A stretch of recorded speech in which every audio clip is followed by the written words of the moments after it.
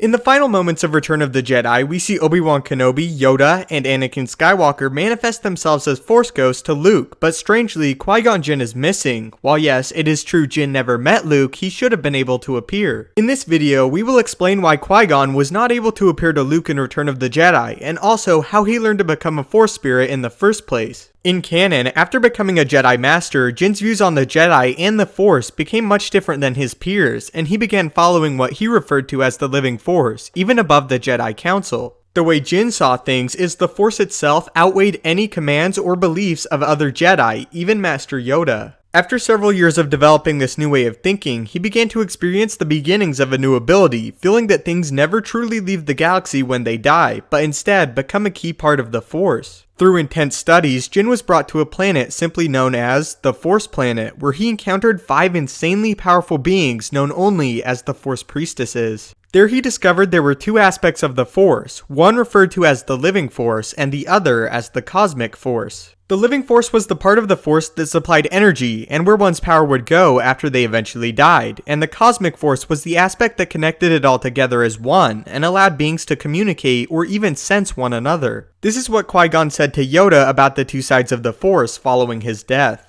All energy from the Living Force, from all things that have ever lived, feeds into the Cosmic Force, binding everything and communicating to us through the midichlorians. Because of this, I can speak to you now. On the planet, Jinn underwent training and trials, experiencing visions of the future and his actions. Unfortunately, Jinn was prematurely called back to the Jedi Temple, where he would later be killed on Naboo by Maul before completing his training. Because Jinn failed to complete the training, he could only reach out to others using his voice, not able to manifest himself fully. The first we hear this is when Anakin is killing Tuskens in Attack of the Clones, where Jinn attempts to stop Anakin, but the boy is blinded by rage. During the Clone Wars, Jinn would reach out to Obi-Wan on Mortis, actually appearing as a Force ghost, but only due to the high amounts of Force energy present on the planet, as in regular places in the galaxy he is unable to even speak without extreme strain. Finally, just before the rise of the Empire, Jinn called to Yoda, prompting him too to visit the planet and learn from the priestesses.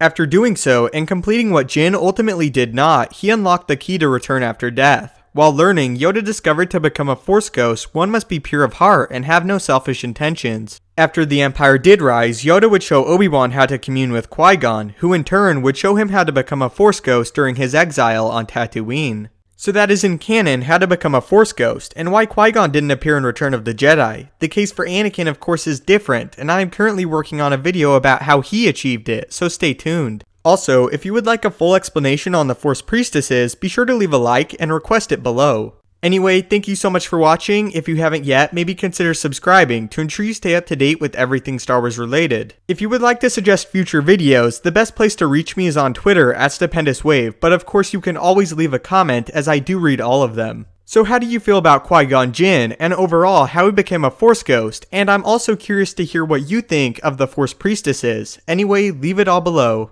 Thanks again for watching, may the Force be with you, cosmic or living, and have a great day.